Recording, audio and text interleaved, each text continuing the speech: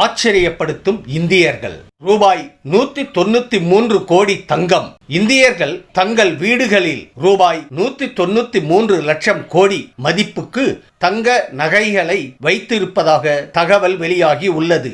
உலக தங்க மதிப்பீட்டு கவுன்சில் அறிக்கையில் இந்தியர்கள் 23,537 டன் தங்கம் வைத்திருப்பதாக கூறப்பட்டுள்ளது. தங்கம் மீதான இந்தியர்களின் ஆசையையே அவர்கள் இருப்பு வைத்துள்ள தங்கத்தின் மதிப்பீடு வெளிப்படுத்துகிறது.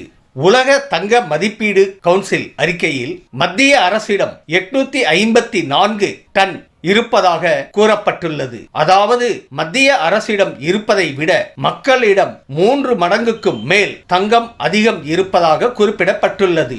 இதன் மதிப்பு மட்டும் 193 லட்சம் கோடி. இது 2024 இறுதியில் ரூபாய் 200 லட்சம் கோடியாக அதிகரிக்கும் என தெரிவிக்கப்பட்டுள்ளது.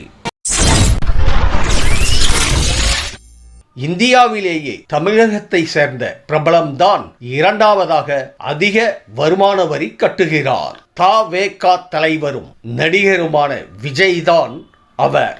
2024 மட்டும் அவர் ரூபாய் 80 கோடி வருமான வரி கட்டுவதாக கூறப்படுகிறது. அவரை விட கூடுதலாக ஷாருக் கான் மட்டுமே அதிக வரி செலுத்துகிறார். அவர் ரூபாய் 92 கோடி வருமான வரி செலுத்துகிறார். இதை வைத்து பார்த்தால் வருமான வரியில் ரஜினிகாந்த், கமலை விட விஜய் விஞ்சிவிட்டதாக கூறப்படுகிறது. தளபதி சேனலுக்கு சப்ஸ்கிரைப் செய்து ஆதரவு அளிக்க கோரும் தளபதி.